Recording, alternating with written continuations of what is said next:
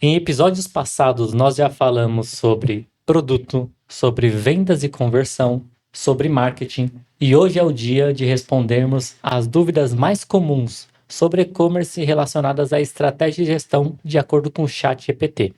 Eu sou Kevin Quintino, eu ajudo você a vender mais fazendo simples e óbvio bem feito. E para me ajudar a responder essas dúvidas sobre estratégia de gestão, eu estou aqui com o Rodrigo Xisté. Eu sou o Rodrigo Xisté, especialista em CRM e e-mail marketing.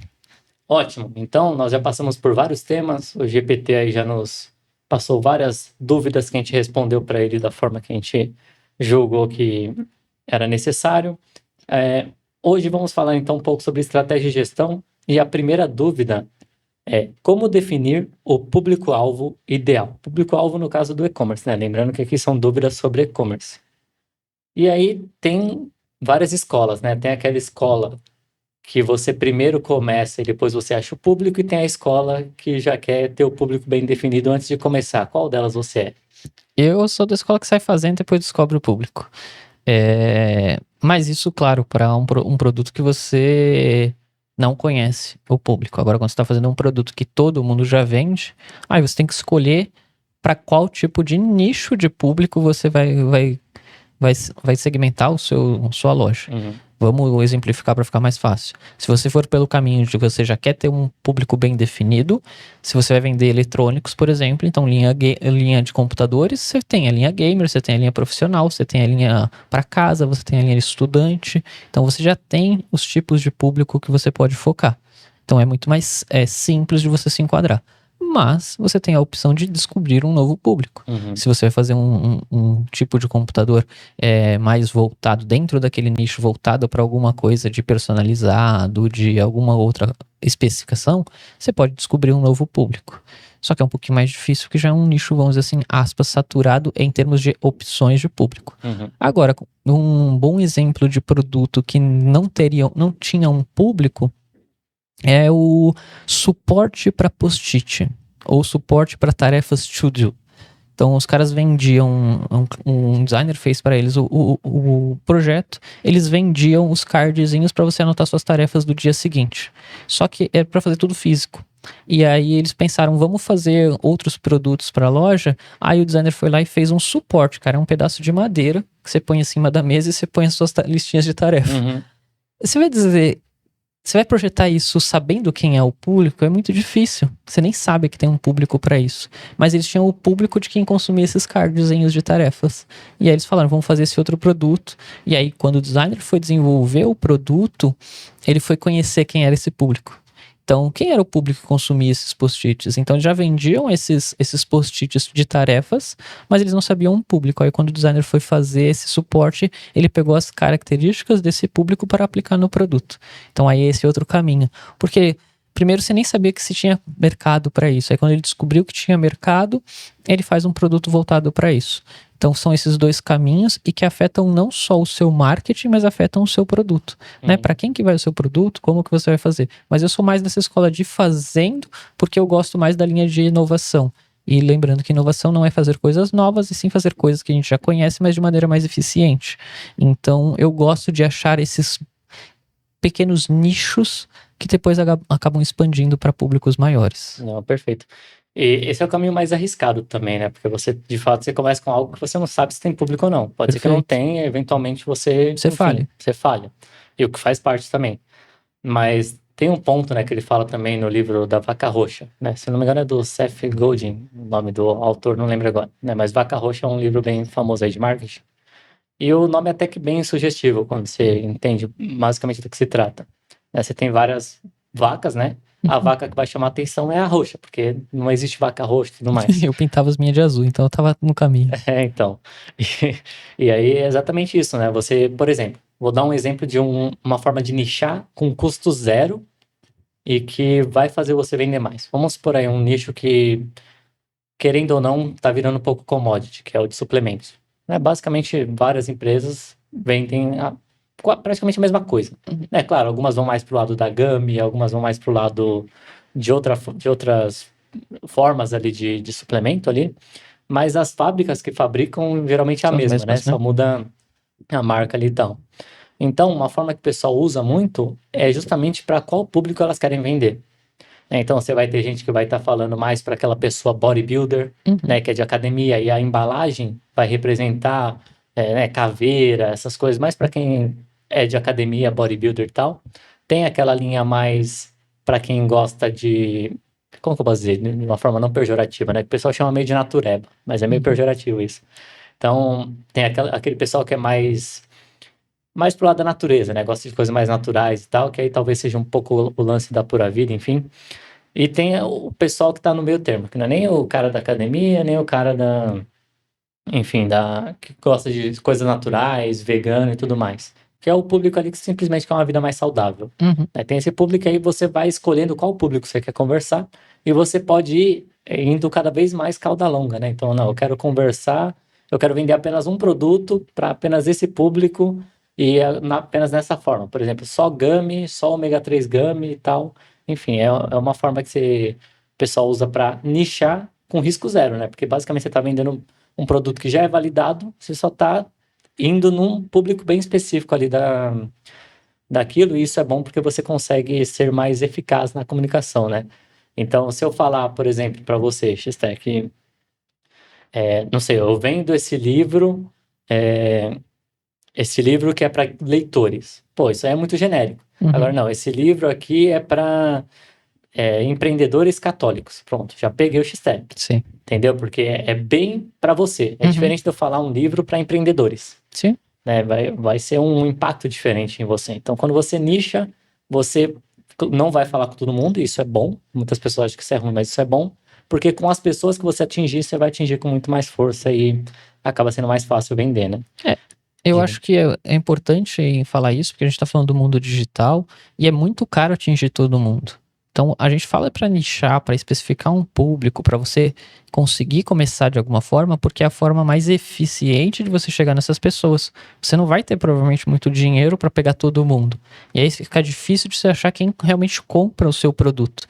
Então, você falou, com 2 palavras você praticamente nichou um público. Outra coisa que você pode fazer para nichar um público é a questão de localização. Você pode começar em uma região, você pode começar em alguns bairros, em algumas cidades.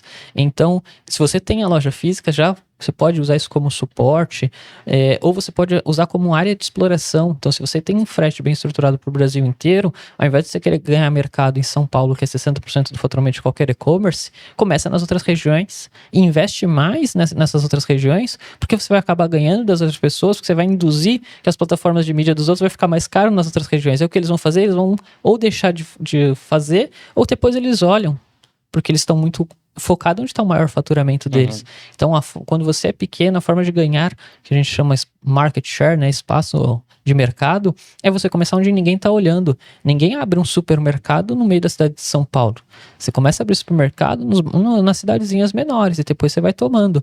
Um caso muito conhecido é a própria Casas Bahia. Casas Bahia não começou na cidade de São Paulo.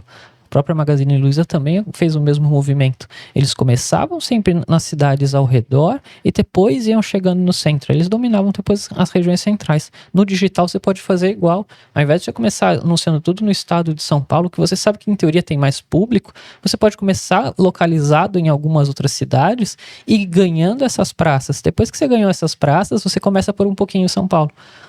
Mas vale muito a pena para você achar esse seu público. E aí a forma de comunicação às vezes pode ser diferente, as ofertas são diferentes, porque a gente está muito enviesado, nós estamos em São Paulo, de achar que todo mundo tem o mesmo acesso do que São Paulo tem. E aí na Avon eu tive uma boa lição de descobrir que a Avon era a maior revendedora de tênis para o Norte e Nordeste. E aí eu falei, mas por quê, né? Não tem quem venda sapato lá, e detalhe, sapato no Brasil ainda não é uma indústria internacional, né? Quem mais vende sapato no Brasil é a indústria nacional. Então eu falei, deve ser fácil, né? Eles também têm produção lá e as coisas funcionam. Aí eles falavam que o problema na época era a distribuição, né? A gente tá falando antes de 2020, então a gente tinha um problema de distribuição no Brasil inteiro. E aí, então, por eles terem a facilidade de distribuição, o público lá consumia muito esse tipo de produto. Então, olha que grande oportunidade você pode ter. Se você tem uma boa logística e já distribui em todos os estados do Brasil, foca mais a sua verba de marketing nesses outros estados que não são o prioritário dos seus concorrentes, e você pode ir construindo a sua marca aos poucos. Então, com uma definição de público, você começa a ter uma entrada de mercado melhor.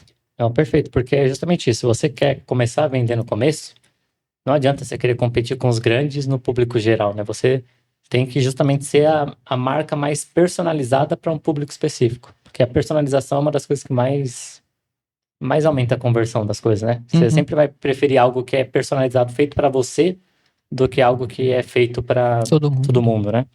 Enfim, então essa foi a primeira pergunta: como definir o público-alvo ideal? Não tem um jeito certo, tem várias formas de fazer isso. Envolve muito exploração também, né? Você tem que explorar no começo, porque mesmo se você já começar com um público bem definido, com um produto que já existe, você vai ir vendo que às vezes o público que vai comprar de você não é exatamente aquele que você achou que estava vendendo, né? Enfim. Próxima pergunta: como saber se o negócio é escalável? E aí a gente tem que olhar um pouco mais de forma separada, né? Porque aí dá para olhar para produto, dá para olhar para recorrência do produto, dá para olhar pro negócio em si, mas analisando isso como e-commerce, como que você analisaria se um e-commerce é escalável ou não?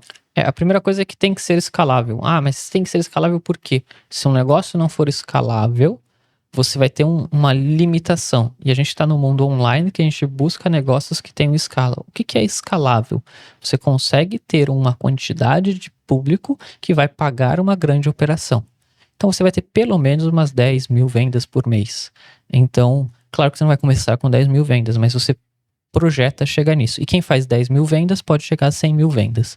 Então, essa questão de saber se é escalável, você tem que... Já dá para você saber por público endereçado. O que é um público endereçado? São quantas pessoas teriam interesse naquele produto. Então, um público endereçado de... Vamos ver um produto de móveis, por exemplo. Quantas pessoas hoje mobiliam casas comprando móveis e não fazendo móveis planejados? Então você vai, tem todas essas pesquisas, seja censo, seja IBGE, seja pesquisa eleitoral que você pega a faixa monetária, não importa, você vai em todas essas pesquisas e vai ver se existe público endereçável para isso. Então, para uma pessoa consumir móveis, ela tem que ter uma renda X e tem que ser tantas pessoas. Quantas pessoas estão nessa faixa de público? Então você tem um público endereçável. E depois você tem que ir em pesquisas mais de mercado. E ver se ele vai se renovando também, né? Ver como é que é. Por exemplo, sei lá, vamos supor que você vende um produto para grávidas. Grávidas tem um público X e esse público vai sempre se renovando, porque sempre vai ter, amanhã vai ter novas grávidas. Sim, só que aí você tem o índice de natalidade. Então se o índice de natalidade cai, quer dizer que o número de pessoas grávidas... quer dizer que o número de pessoas grávidas também tende a cair. Então você consegue prever qual é o tamanho desse público. Como eu falei, é o público endereçável. Então, quer dizer, não é o público que vai consumir o seu produto, mas é o público que pode consumir. Ele é a grande massa do seu nicho. É o universo ali, né? Então, é o universo que você pode pegar. Se esse universo já for de 100 mil pessoas, é pouco provável que esse produto tenha uma escala. A não ser que o produto seja muito caro, né? Mas aí você não está falando de escala. Se a gente está querendo analisar escala, a gente está falando de volume. Então a gente está falando de várias vendas. Se você quer um produto que ele não seja escalável, um produto de luxo, ele não tem escala. Carro mesmo, né? O pessoal que vende carro de luxo e tal. Carro, pra mim é tudo de luxo. Mas porque é 100 mil reais, né? Mas mesmo assim, você vê que a parte de carro popular é uma faixa ali até 100 mil reais. Tem muito mais volume, você fala de 5 mil a 10 mil unidades por mês, versus os carros de luxo que são 300 unidades por mês que você vende. Então, mas quer dizer que o de luxo é ruim? Não, ele não é escalável. Você vai vender as suas 300 unidades sempre. Não vai explodir e vender 1000 unidades de carro de luxo. Talvez a margem seja maior também, né? A margem é muito maior, é um outro nicho. Só que a gente aqui está falando de saber se o público tem escala. Então, a escala para o mercado de luxo vai estar muito mais no valor que você está fazendo do que no volume de unidades. Então, você consegue escalar em termos de volume monetário? Aí você tem que saber quantas pessoas estão ficando milionárias no país ou bilionárias que vão ser o meu mercado. Então aí você está pegando um share de valor desse bilionário. Então você sabe que ele vai gastar em bens de consumo tanto. É muito raro um cara que vende carro só vender carro. Se ele vende na parte de luxo, ele vai vender carro, ele vai vender o relógio, ele vai vender o seguro, ele vai vender outra coisa que está ali junto. Ele tem um mercado de luxo que ele vai estar atuando, porque não para só nisso, né? E ele não faz só o carro, às vezes ele tem às vezes ele tem uma parceria com a oficina, porque vai ter que manter uma manutenção em dia, tem uma série de coisas que essa pessoa não faz. Então, que ele vende, então, o mercado inteiro. Mas em termos de escala, você tem que buscar algo que seja assim. E a outra coisa é ver mercado mesmo, né? Ver quantos seus concorrentes vendem, para quantas pessoas. Sempre você tem que ter claro, eu estou tomando o mercado, que é isso que a gente fala, você está ganhando o market share dos seus concorrentes, ou você está expandindo o mercado. Aí você vai saber se dentro daquela massa total, quanto que o mercado já está posicionado e quanto tem espaço. Então, você citou o mercado de suplementos. Como é que eles baseiam hoje a estrutura do mercado de suplementos? Hoje o mercado de suplementos no Brasil deve faturar 3 a 5 bilhões, mais ou menos, só que de reais. Só que o mercado de suplementos nos Estados Unidos, agora eu não vem o número, mas é mais ou menos nesse volume, faz, sei lá, 30 bilhões de dólares. Então é 10 vezes maior, sem conversão de moeda, tá? 10 vezes maior de mercado, sendo que a população americana só é o dobro da população brasileira. Então, pelo menos o mercado brasileiro tem mais 10 vezes para crescer. Se você for ver, se você quiser numa conta otimista, pode crescer 5 vezes. Só que 5 vezes é muito. Então, é um mercado que tem escala? Tem. Porque ele ainda pode crescer 5 vezes e ele já é um mercado de 5 bilhões. Então, se você quiser tomar espaço da sua concorrência, vamos pôr em números, 1% dos 5 bilhões são 5 milhões de faturamento. 5 milhões para uma empresa anual, ela é pequena, mas você já é uma empresa. Entendeu? Então, você tem espaço. O objetivo já é o que você busca. Pro nicho do seu público. Se você nichar muito, você falou mulheres grávidas, eu posso fazer uma linha de suplementos só para mulheres grávidas. Eu posso fazer uma linha de suplementos só para quem pratica badminton. Então, o meu suplemento é específico para isso. É aquilo, né? Nesse produto específico, às vezes não muda nada a composição. É idêntico ao outro, o preço talvez seja idêntico, até mais caro. Geralmente mais caro. Só que o que muda é a mensagem. Né? Tipo, não, isso é para você, é feito para você. Aí pode ser a mesma composição, tudo igual, só que a pessoa vai comprar esse porque, é o que ela se identifica mais, ela vai sentir, né? O efeito placebo vai entrar ali, tipo, não, esse daqui vai funcionar melhor pra mim. E outra, o público vai estar mais envolvido, porque todos os seus influencers vão ser disso, toda a sua linguagem vai ser para isso, a forma como você vai comunicar, você fala a linguagem do seu público. Eu vou usar exemplos para aquela pessoa que tá naquele esporte, eu vou dar exemplos de coisas que não dão certo. Você que tá se contundindo toda vez que você tenta fazer um smash, é falta de vitamina D, é falta de cálcio, sabe? Você consegue se comunicar com essa pessoa muito mais fácil. Você que não tá aguentando até o segundo set do jogo, é falta de energia, e aí você consegue mudar a comunicação, e aí você pega esse público. Então, é basicamente assim. Aí você fazendo essa análise, se você tá tomando o mercado, ou se você tá abrindo o mercado, você vai saber se esse mercado ele é escalável ou não. E por que tem que ter escala? Porque quanto menor a escala, mais difícil e mais investimento é necessário. Não é que você não pode entrar num negócio que não é escalável. É que é mais difícil. Você vai pôr uma barreira de entrada muito grande. Tem muita perspectiva, né? Tenta entrar no mercado de carro de luxo. Você não vai... É muito difícil. Envolve muito networking também, sabe? O público já tá... Tá bem arraigado, eu quero comprar um carro, eles já têm a pessoa já sabem ali. com quem falar. Tá vendo a própria montadora nacional que estão fazendo nova, que é a Lecar, né? Eles estão entrando no mercado popular de carros. E mesmo assim, você tá falando que é um investimento de mais de 1 bilhão. Então, por mais que se você conhecesse o mercado ainda, se você já é do mercado, já é difícil.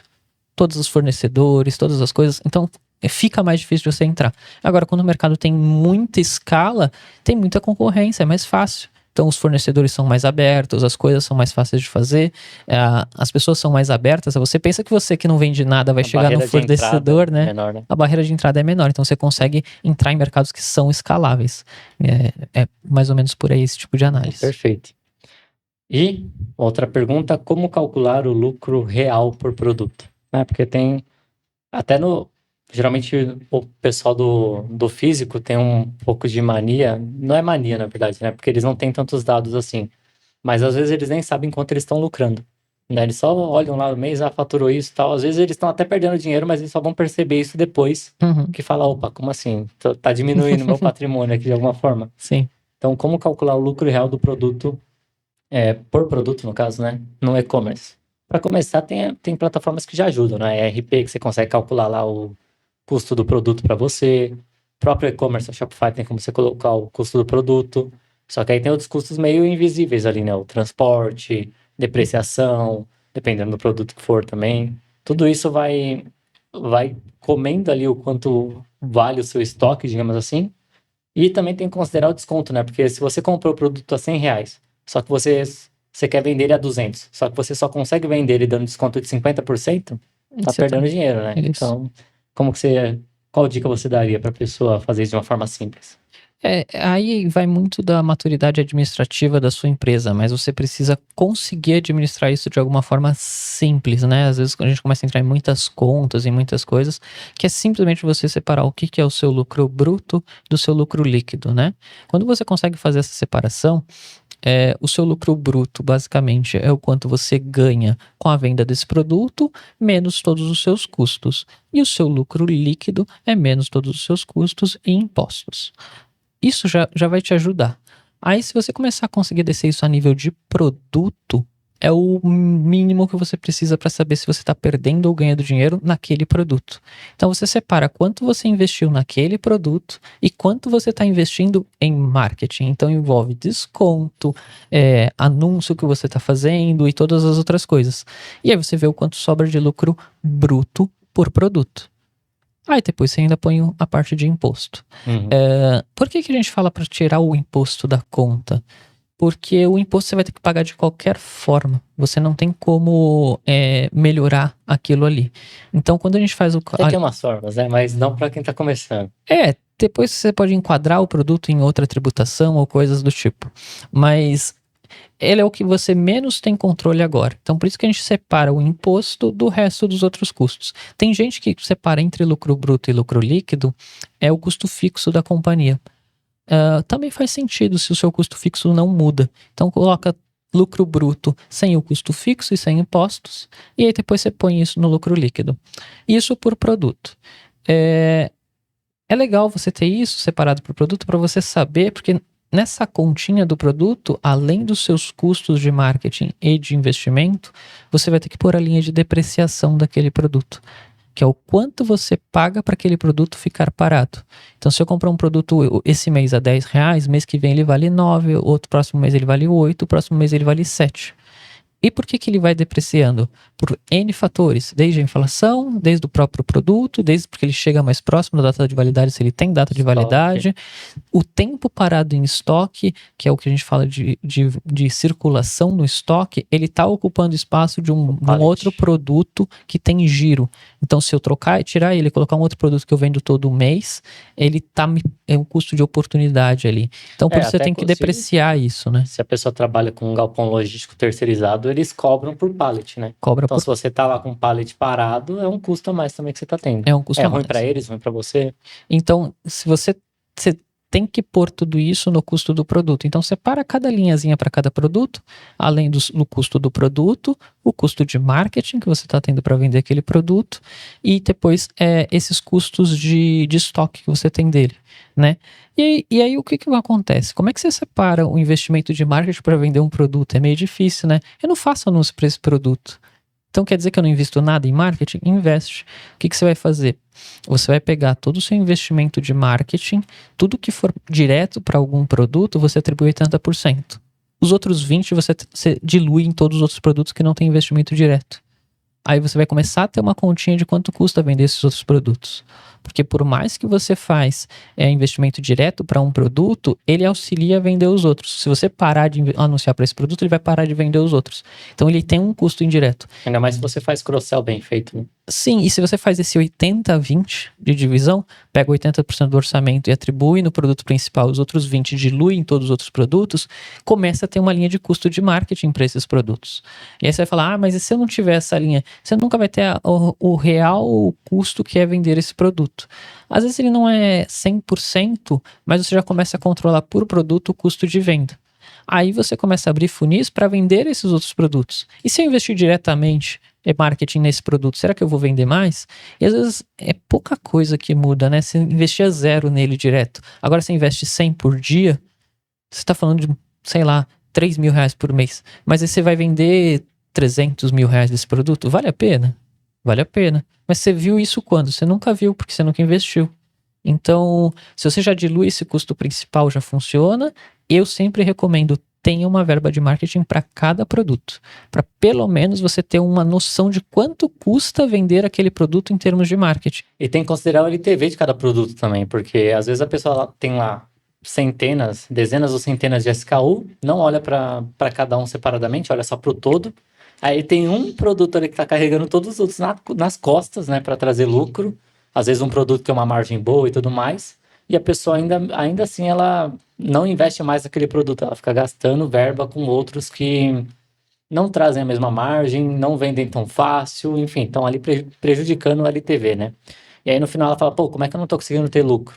Tem alguns produtos ali que tem um potencial muito alto de dar lucro para ela, inclusive são os que já dão lucro para ela muito alto, só que ela tá mantendo outros que às vezes estão dando até prejuízo para ela. Então, não sei se é preguiça, não sei se é praticidade, talvez, Uhum. mas é recomendado, né? Para mesmo se você tem dezenas de SKUs, você olhar de uma forma mais separada. E agora, para ficar um pouco mais fácil, acho que nem tem mais a desculpa de preguiça ou de praticidade, porque com a IA você consegue jogar os dados lá, ela te traz o relatório mostrando a LTV de cada um, mostrando a margem de cada um, mostrando qual que é o seu 80/20, né? O que você acha sobre isso? Eu acho que tem como ter esse auxílio do robô para poder fazer análise, mas você tem que ter bem controle do que você está fazendo. E vale pela mesma coisa de você segmentar o seu público, né? Às vezes é mais fácil você ganhar em alguns produtos que ninguém está vendo do que você querer disputar no produto que tá todo mundo ganhando. Então, se você tem uma cartela de produtos muito grande, às vezes você focar nos produtos que não são os curvas de mercado podem te ajudar, seja em posicionamento de SEO, seja em fazer anúncios, seja em divulgar com um influencer. Pode ter mais potencial. Só que você está muito contaminado, se você acompanha a concorrência, de querer vender o produto que todo mundo vende mais. Às vezes não é o produto que você tem maior margem de lucro. De novo, se você tem um produto que você tem uma margem de lucro menor, mas você tem escala e tem uma concorrência menor, na sua análise de impacto, ele ganha muito mais potência. Será que tem um potencial, uma parte maior do bolo, né? Sim, porque se ninguém está olhando para ele, ninguém está investindo naquilo, é uma oportunidade. Como que você acha essas oportunidades? Análise de dados não é só para a gente ficar lá olhando um monte de número e justificar o que é injustificável. Análise de dados é para encontrar oportunidades. E às vezes pode ser uma boa oportunidade. E Exatamente. Você comentou uma coisa que é bem interessante, né? Tem gente que enxerga valor na análise de dados para justificar decisões tomadas e não para tomar decisões, né? Às vezes a pessoa tomou decisão, aí as vendas aumentaram, a pessoa busca uma forma de justificar que foi por conta disso e tal, né? precisa dessa honestidade intelectual. Se você tomou uma decisão por feeling e acabou dando certo, ótimo. Tenta replicar isso e fazer numa metodologia. Se ela for replicável, ela tem um embasamento. Se ela não for replicável, foi no seu feeling e é importante ter feeling. É muito importante ter feeling no negócio. Só que não dá pra crescer uma empresa só com Não dá feeling. pra depender disso. Não Não dá. é replicável. O que é o feeling? O feeling é o Neymar fazer gol na Copa do Mundo. Beleza, com um gol do Neymar, a seleção brasileira foi até certa etapa. Dá pra ganhar uma Copa só com o Neymar fazendo gol do nada? Não dá. Você precisa de um trabalho ali em equipe, você precisa de uma coisa funcionando. Então é mais ou menos a mesma coisa. Você precisa ter esse tipo de coisa. Você precisa ter essa análise e essa honestidade. Ó, isso aqui foi sorte, beleza, a gente fez, deu certo, mas agora como é que a gente replica isso? Qual o método que a gente vai impor? Então é legal você fazer isso. E aí você achar os produtos que você tem a oportunidade vão ser muito mais interessantes. E aí você vai conseguir balancear isso se você tem bem o controle do seu produto, o custo do seu produto. E outra coisa que você tem o controle do custo do seu produto é dar produtos de brinde. A gente aprendeu que é muito importante, é mais importante às vezes dar um produto de brinde do que desconto. Desconto drena na sua última linha do seu DRE. Então, a sua última linha, todo o percentual que você conseguir recuperar de desconto é aumento no faturamento. Já você dar um produto de brinde, às vezes pode ser muito mais vantajoso se ele é abaixo do seu custo de produto. Então, saber quanto custa um produto, a venda dele completa, é uma ótima oportunidade de você trocar desconto por benefícios. E o benefício pode ser dar um produto de brinde, pode ser dar outras coisas, que às vezes a gente nem pensa nisso, porque a gente fala, como assim, vou dar um produto é mais barato para mim do que eu dar desconto? Então é por ter esse controle do custo de produto que a gente viu essa oportunidade do brinde como Até um produto. por aquilo que a gente falou, né? Às vezes o produto que tá lá parado no pallet com um custo, se ele tiver um markup interessante, você traz ele como brinde. Aí você anuncia que a pessoa tá ganhando um produto de, sei lá, R$80, que para você o custo é R$8, mas para a pessoa ela tá ganhando algo de R$80. Sim. É outra percepção. Agora imagina para você dar R$80 de desconto, né? Seria uma margem que você ia drenar muito alta. Além disso, você vai pagar imposto em cima disso, né? Uhum. Então, é 80... Lembra do lucro bruto pro lucro líquido? Por isso que a gente tira o imposto da conta, porque se você for pôr imposto em cima de tudo isso, é mais caro ainda. Então, vale super a pena. Uhum. Perfeito. E a gente entra num aqui, quando contratar equipe e quando contratar agência. Me lembra um pouco a discussão que a gente teve quando a gente falou de e-commerce marketplace, né? Para começo, o mais barato costuma ser a agência, né? O mais indicado, o mais barato, porque, enfim, você não tem que cuidar de uma equipe, não tem que ter todo esse estresse, você começa com um risco, digamos assim, menor. E aí, eventualmente, no futuro, empresas grandes, o caminho é internalizar o máximo possível, né? Porque para você ter controle das coisas, para as coisas acontecerem no seu tempo, né? E como que você enxerga isso? Lembrando que a maioria das pessoas a maioria dos e-commerces, né? Provavelmente não faturam ainda nem 200 mil por mês, né? Então, talvez eles ainda estejam no público que a agência faz muito mais sentido. O que você acha sobre isso? Você tem que ter controle do seu investimento. Contratar gente ou contratar agência é investir. Então, você tem que ter isso bem claro. Só que se você não faz esse investimento, você perde oportunidade. Você está no mercado que tem uma grande competição. Então, se é um e-commerce estabelecido, já faz 200 mil por mês, para surgir um concorrente seu é muito fácil. Por isso que há a necessidade de você continuar crescendo e se mantendo nos top 5 do seu nicho. Se você não for, eu diria que depois, quando o nicho se estabelece, se não for top 3, você não existe.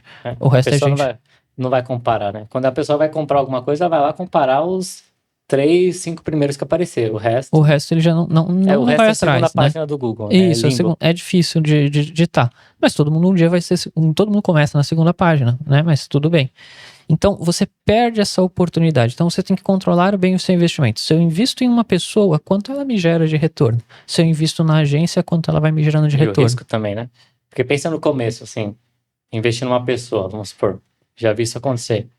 Às vezes você vai lá, contrata a pessoa, só que se você não tem o conhecimento para entender se a pessoa está entregando o que ela deveria entregar Sim. ou não, você meio que não tem como medir se ela está dando resultado ali para você ou não, né? O resultado que ela deveria dar. Então, talvez por isso que a agência às vezes é mais prático no começo. A não ser que você entenda do negócio, porque aí você sabe quem contratar, você consegue cobrar o resultado. Você Ex- sabe o quanto ela deveria entregar. Exatamente. Isso daí não tá. A gente sempre tem a régua para baixo, né? Achei que dava para entregar mais, achei que dava para fazer mais, achei que esses acheis têm que estar meio que descartados. E você tem que ter um sisteminha bem claro do que você pretende produzir e quanto você pretende gerar de resultado. Se você ainda não tem esses sistemas na sua empresa, traz alguém para fazer isso para você ou contrata uma agência que faça isso também para você. Ter os sistemas claros é muito mais importante do que só colocar gente para dentro. Colocar pessoas ou colocar agências para trabalhar para você não escalam o seu negócio. Uhum. Porque se você não tem os sistemas prontos para isso, e o que são sistemas? Quais são os processos que você vai fazer? Qual que é o seu processo de marketing? Qual que é o seu processo de atração de novos clientes? Qual que é o seu processo de lançamento de novos produtos? Organograma ali também. É basicamente a fundação da empresa ali, né? Isso você pode ter do dia zero que você começou sozinho. Então, eu comecei como dono da empresa, tá ótimo, mas quais são as áreas que eu vou ter na minha empresa? Eu vou ter marketing, produto e operacional? Tá bom, como que essas áreas vão se estruturar? O que cada área vai ter clara? Isso parece bobo, mas é muito necessário para uma empresa que quer crescer. Porque se você não tem as áreas claras, você não tem as atividades, as tarefas claras. Uhum. Você não sabe o quanto você está sobrecarregado ou o quanto você está desorganizado. Sim. É como se você tivesse uma mesa com um monte de produto jogado e você não sabe qual produto de cada categoria é. Se você começa a separar eles e agrupar por categoria, você já vê, eu tenho mais da categoria A, mais da categoria B, mais da categoria C. Aí você consegue distribuir, eu preciso, mas quem mais vende é a C, então eu tenho que comprar mais da C. Eu tenho que guardar mais energia, mais esforço na C, e assim você vai indo. Então, E você não consegue prever o resultado que você vai ter, né? Porque é aquele negócio, né? O próprio livro Hábitos Atômicos, ele fala isso, né? Vamos supor, quantas pessoas, a gente está em novembro agora, quantas pessoas não chegaram lá e estão lá com a meta de novembro de fazer, sei lá, 1 milhão por mês? Vários e-commerces estão com essa meta em novembro. Sei lá, dobrar o quanto fez em outubro. Estão com metas bem altas por conta da Black Friday. Agora, quantos desses e-commerces que definiram essas metas vão de fato atingir essas metas? uma minoria. E agora, o que diferencia esses e-commerces que vão atingir a meta dos e-commerces que não vão atingir a meta? É justamente o que o livro Hábitos Atômicos chama de sistemas, que é o que você está comentando. Uhum. E o que é um sistema, né? Vamos lá. Há uma frase do livro que é bem famosa. Você não cresce ao nível dos seus objetivos ou das suas metas. Você cai ao nível dos seus sistemas. Então, não é porque você definiu que você quer fazer 1 milhão que você vai fazer 1 milhão. Uhum. O que vai definir se você vai fazer 1 milhão ou não são os processos, né? O sistema é justamente isso, os hábitos, os processos. O que você tem ali como funciona a sua empresa, né? Vamos supor que hoje você cuida de tudo na empresa, o que é bem comum também. A gente já viu isso, o dono do e-commerce cuidar de muitas áreas. Se você tivesse que colocar outra pessoa para cuidar de cada uma das áreas, quais são todos os processos que você tem hoje? Quando você começa a analisar isso, você desce a nível de processo e você começa a revisar. Pô, esse processo está eficiente? Esse processo está colaborando com o resultado? Esse processo aqui, o esforço que eu estou colocando nele, é compatível com o resultado que ele está me trazendo ou é algo que eu deveria automatizar, eliminar? Entendeu? Você começa a ter um senso mais crítico sobre os processos quando você vai terceirizar para outras pessoas fazerem. Uhum. Porque se você vai terceirizar algo que é complexo e tudo mais, você já vê, pô, isso aqui tá muito difícil de eu terceirizar, você tenta simplificar aquilo. Ou então, pô, se eu vou colocar outra pessoa no lugar, eu vou ter que cobrar essa pessoa sobre o resultado. Então, como é que eu vou estruturar de uma forma que eu consiga medir de forma clara o quanto ela está fazendo para quanto o resultado deveria estar vindo? Vamos supor que você tem criação de conteúdo. Criação de conteúdo, eu quero produzir 4 podcasts por mês, esses podcasts vão gerar tantos cortes, esses cortes têm que trazer para mim tantos leads, né? Então você começa a fazer um funilzinho que no final você sabe que se entrar X tem que sair Y. Uhum. Aí você começa a ter um sistema bem definido, né? O processo bem definido. Então eu diria que é isso, né? O sistema bem definido é aquele sistema que você consegue exatamente ter a previsão de que se você coloca X dentro, você sabe, tem uma ideia muito boa de quanto vai sair do outro lado. Não, é perfeito esse seu exemplo, porque empreendedorismo é montar empresas. E montar empresas não é você ficar fazendo todas as tarefas. Senão é um emprego. Se você é um emprego. E tem essa confusão. Mas eu sou dono da minha empresa. Não, você é um empregado da sua empresa. E tem essa diferença. Empreendedorismo é montar empresas. E montar empresas é montar processos, montar sistemas. Claro que você começa por aquilo que você tem uma habilidade, para aquilo que você tem mais facilidade. Então, se você tem habilidade com venda, se você tem habilidade com marketing, se você tem habilidade com produto, é natural que você lidere mais os processos daquela área. Só que você tem todas as áreas que têm que ser desenvolvidas. E aí você precisa saber. Aí não vamos fugir da pergunta: quando que vale a pena contratar uma pessoa ou contratar uma agência? Quando você tem dinheiro para fazer isso. Se você já tem dinheiro sobrando e já dá para fazer isso, maturidade, né? Faça. Eu nem bateria na maturidade. Porque você só vai adquirir a maturidade se você nunca fez quando você começar a fazer. Porque aí vão surgir os problemas de gestão disso, seja a gestão da pessoa, gestão da agência, seja a gestão desses processos. Você vai ver como você não tem processos na sua empresa, porque você não sabe o que delegar e o que esperar de resultado. Aí entra a pessoa, fica aquela pessoa que não sabe o que fazer, né? Porque você não tem um processo ali. O que ela tem que fazer? E a responsabilidade é sua. Como empreendedor, você não montou uma empresa. Você era um funcionário dentro da sua empresa. E aí o nível de gerenciamento máximo que você sabe é o nível de gerenciamento de pessoas. Ser coordenador ou gerente. Então, você sabe ser coordenador ou gerente. E isso não é empreender. Empreender é ter os processos desde o dono da empresa, do CEO, sei lá, já, o nome que você é presidente, o nome que você dê, até o estagiário da empresa. E não é que você vai começar com isso, mas ter essa visão bem clara, ter claro como é que cada pessoa aprende, como é que uma pessoa júnior entra na sua empresa, o que ela aprende para fazer a próxima nível, e todos os níveis bem definidos, o que um coordenador vai fazer, o que um gerente vai fazer, o que um diretor vai fazer. Então, se você não tem essa noção de negócio, cara, tem uma base de conhecimento gigante. Sebrae, CIEE, os próprios G4, essas escolas de negócio. Não é à toa que eles têm escolas de negócio que estão fazendo milhões, porque ninguém sabe exatamente o que é empreender. Então, eu não sei o que fazer, mas eu gostaria de ter isso e quero ter agilidade. Tem agência que faz isso. É muito natural para mim falar um pouquinho disso, porque em design a primeira coisa que você aprende a fazer é desenhar processos, porque você tem que garantir que aquilo que você fez hoje, você consiga fazer amanhã. Então não sai nenhum projeto de design se ele não foi feito através de uma metodologia, porque design não pode ser sem querer. Sem querer fiz isso.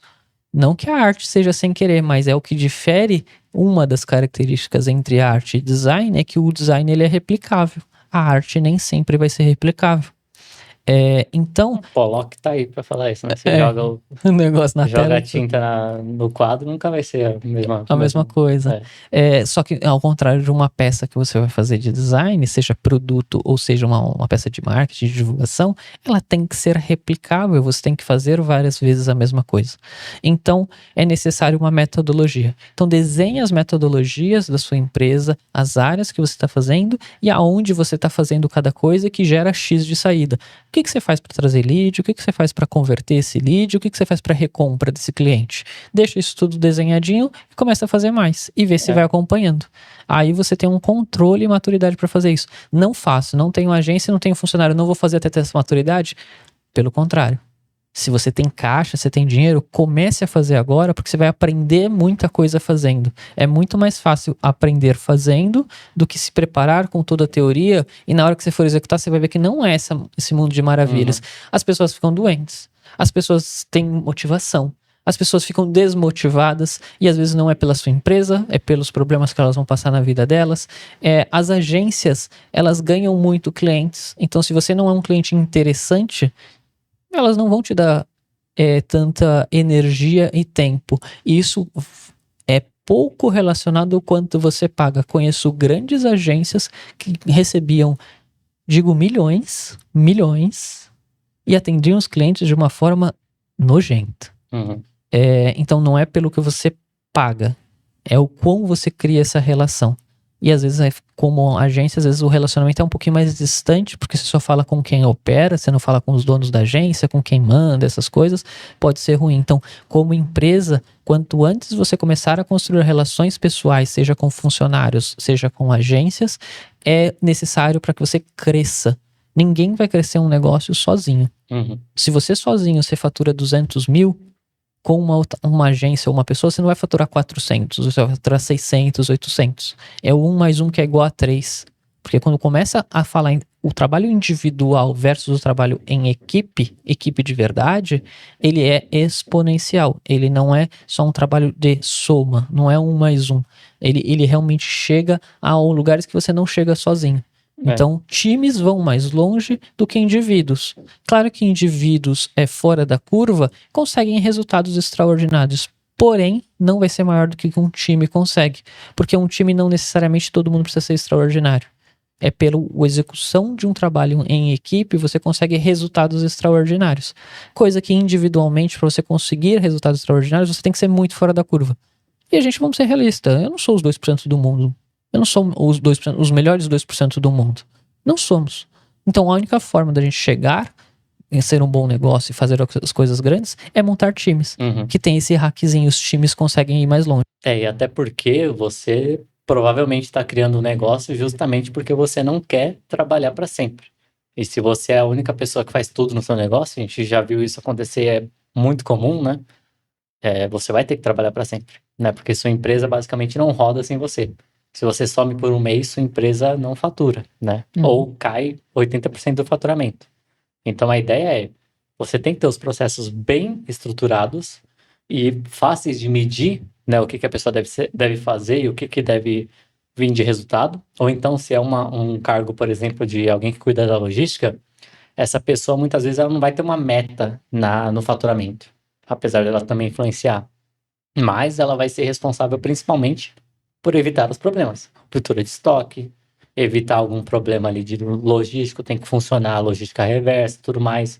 Então, ou você quer pessoas que resolvam um problema, os problemas que vão surgir de qualquer forma, ou você quer as pessoas que resolvam outro problema que é aumentar as vendas. Tem esses dois pontos, mas de qualquer forma você precisa de pessoas boas para fazer o que você não conseguiria fazer sozinho. Porque a gente tem muito isso também, né? Eu não vou terceirizar porque ninguém vai fazer tão bem quanto eu. Isso é um pouco de egoísmo, né? Pode até ser que no começo a pessoa não faça tão bem quanto você, mas eventualmente essa é a ideia, né, de um líder, é você conseguir transformar a pessoa em alguém que faz muito melhor que você. Então esse é um ponto e, enfim, você vai ter que terceirizar eventualmente, aí começar com agência geralmente é mais barato, mais rápido, mais prático, só que tem que ser uma agência boa, porque tem agência também que não entrega o resultado, e se você não souber muito bem medir o resultado que deveriam estar entregando, você não consegue cobrar elas, né? Cobrar a agência do que deve ser feito, do que deve ser entregue, ou você nem. Ou você basicamente vai falar, pô, acho que é esse resultado mesmo que eu deveria estar tendo, quando na verdade não é. Então, esse é um ponto sobre equipe e agência. Você tem que contratar um dos dois. Aí vai depender, claro, do seu orçamento, do que você quer e do quanto você está disposto a dedicar de tempo e de dinheiro para isso. E última pergunta: vale a pena usar influenciadores? Sim. Bom, esse foi o episódio. Bom, basicamente, com certeza vale a pena usar influenciadores, né?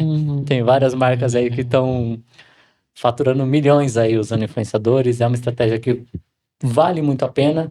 E também volta a uma coisa que a gente já comentou antes, né? O lance do nicho, né? Porque o influenciador, claro, tem aqueles influenciadores que têm milhões e milhões de seguidores que falam com a massa. Mas para vendas, geralmente os que funcionam melhor são os mais nichados. Pensa se tem um influenciador que fala apenas sobre cadeiras de escritório, e você vende cadeiras de escritório. Fechou, né? Anunciar no canal desse cara, né, no YouTube, no Instagram, enfim, com certeza vai te trazer muitas vendas, muito tráfego qualificado e um público bom, que é o público que de fato está interessado em cadeira. E se tem uma pessoa que só fica falando de cadeira 24 horas, que está falando bem do seu produto, é uma autoridade falando bem do seu produto, você consegue usar em anúncios e tudo mais. Então, por esses outros motivos que funcionam muito bem, fora que humaniza, né? Então, influenciadores, na minha opinião, com certeza vale super a pena. É a magia da internet, né? Eu gosto muito da internet por causa disso. Anúncio, todo mundo tem acesso hoje. Você não precisa ser milionário para anunciar na televisão. Você tem que ser milionário. Então na internet você não precisa ser milionário. Acesso a pessoas que influenciam, ou vulgo influenciadores. Hoje você não precisa pegar um ator de novela, um ator de um filme de Hollywood para influenciar pessoas. Pessoas super nichadas que tenham mil pessoas ouvindo elas todo mês ou todo dia, elas já são influenciadores. Qual foi a última vez, Kevin, que você falou com 1000 pessoas? Às vezes as pessoas perdem um pouco o tato das coisas, né? Um professor tem uma plateia cativa de 40 alunos, se ele tem 5 salas, ele tem 200 alunos. Um pastor, um padre tem lá na sua missa 200 pessoas, 300 pessoas, toda vez, uma vez por semana. Você está vendo que essas pessoas já têm plateias gigantes e conseguem ter influência muito grande. Imagina uma pessoa na internet que fala com mais de 1000 pessoas. Ela tem uma influência maior ainda. Então, ajuda, seu negócio vai dar super certo. Então, aproveitem isso. Isso é a magia do mundo virtual. A gente atinge muita gente com pouco esforço, pouco custo. Ela é acessível. Eu não gosto da palavra democratiza, porque eu odeio essa palavra, mas ela promove o acesso a várias pessoas para isso. Então você não precisa ter o cara mais conhecido, o cara mais bambambam, mas se ele fala com o seu nicho, com o seu público, ele é o mais conhecido para aquele ele é o nicho. mais conhecido para aquilo. O que mais influencia. E também, por que funciona, né? Porque quando você pega alguém famoso e coloca, por exemplo, no comercial da TV, as pessoas não querem ouvir a pessoa falar muitas vezes, né? Agora, essa pessoa que produz conteúdo, né, que muitas vezes até diferenciar um pouco, né? Tem um influenciador, tem um criador de conteúdo. Os dois influenciam. Só que o influenciador é muito mais aquele conteúdo lifestyle. É a pessoa mostrando a vida dela, as pessoas acompanham para saber da vida dela. E tem ou da opinião dela. E tem o criador de conteúdo que, de fato, alguém que está gerando valor, a pessoa é meio que secundária ali, né? Então, o conteúdo é o principal. Só que o conteúdo que vem daquela pessoa. Então, quando as pessoas assistem um criador de conteúdo, elas assistem com prazer, né? Não é aquele conteúdo que a pessoa assiste como se fosse um comercial e tal. Então, mesmo se essa pessoa for falar de algum produto de forma, uma publicidade, se você deixar que ela fale, seja honesta e tudo mais, faça do jeito dela, o público vai gostar de assistir. Porque o que eu vejo que é muito comum de dar problema, né? Eu tentei fazer estratégia com um afiliado e não funcionou, né? Com influenciador afiliado, com criador de conteúdo e não funcionou. Por quê? Muitas marcas, elas tentam moldar o conteúdo, mudar. Então, o XT, você produz conteúdo de uma forma. Eu quero que você fale do meu produto. Beleza, vamos fechar. Mas você tem que falar dessa forma, tem que não sei, entendeu? Não funciona. Você tá mudando a forma com que essa pessoa já cria conteúdo, você tá mudando a forma com que o público dela já gosta de consumir o É conteúdo dela. comunicação, né? Você muda a forma como ela comunica. Ela conseguiu gerar um interesse das pessoas da forma que ela comunica. Se você põe alguma. É o elefante na sala, né? Você fala, tem alguma coisa estranha, ele tá fazendo alguma coisa diferente. Não gostei, deixa eu ir pro próximo. Deixa eu ver o próximo. Esse aqui tá mais normalzinho como eu tô acostumado a ver. Deixa eu ver esse daqui. Ou pula, né? Porque, por exemplo, dá até para notar isso hoje, né? Quando começa, meio que a parte da publicidade nos vídeos do YouTube já estão ficando bem demarcadas, né? Uhum. É sempre a pessoa começa falando e depois vem a publicidade ali e depois volta. E aí quando a pessoa vai falar da publicidade, geralmente é um take que ela já gravou e ela só replica, né? Ela bota lá, então muda cenário, muda a roupa dela, muda às vezes a forma dela falar, porque não é tão natural, muda a música de fundo que a pessoa tá usando. Então é meio que tem um negócio chamado banner blindness, né? Que tipo assim, quando a pessoa começa. No YouTube mesmo, tinha aqueles bannerzinhos que apareciam embaixo do vídeo. Não sei se ainda tem isso. Eu tenho o YouTube Premium hoje, então eu não vejo essas coisas mais. Mas tem o bannerzinho que aparecia. Sim. E nos próprios sites mesmo, tem os displays do Google. O que é o banner blindness? Tem muitas pessoas que vão acessar esses sites que são lotados de banner e nem vão perceber os banners. Porque o nosso cérebro ele já filtra aquilo, tipo, já ignora. É igual poste na rua. Você não fica olhando para todo poste que você vê.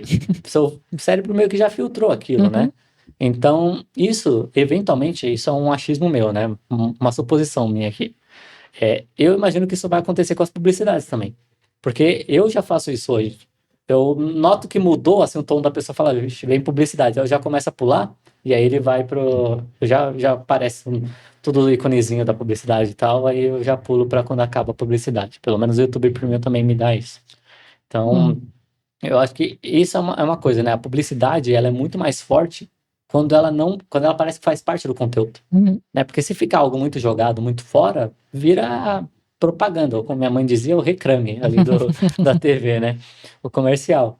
Então, eu acho que se você quer ter resultado com um influenciador, funciona muito, com certeza, afiliado, influenciador, criador de conteúdo, mas você tem que deixar ele produzir da forma que ele quer produzir, da forma que ele já está acostumado a produzir, da forma que o público dele quer consumir e fazer ser o mais simbiótico ali, não sei se esse seria o termo, mas quase que, não sei se é o termo em português, o seamless ali, tem que ser algo que pareça que faça parte do conteúdo, né? Seja bem sutil a propaganda, porque essas são as mais efetivas, né?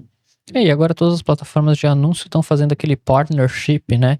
Então você vira o patrocinador desse cara, onde você pode impulsionar com mídia paga aquele conteúdo que tem a sua propaganda contratada.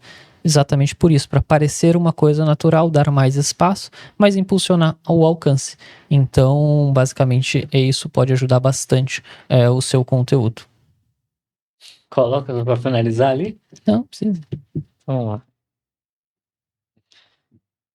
E bom, esse foi o episódio falando sobre as dúvidas mais comuns de e-commerce relacionadas à estratégia de gestão segundo o ChatGPT. Só lembrando, a gente já falou em episódios anteriores de dúvidas sobre produto, sobre vendas e conversão, sobre marketing. Hoje falamos sobre estratégia de gestão. E nos próximos episódios vamos falar sobre plataforma e tecnologia, logística e pós-venda, clientes, e é isso. Então tem pelo menos aí mais 3 episódios que a gente vai falar sobre essas dúvidas mais comuns relacionadas a esses temas sobre e-commerce de acordo com o ChatGPT. E comente aí também se essas de fato são dúvidas que você tinha, se respondemos a sua dúvida, se ficou alguma dúvida, se você tem algum comentário.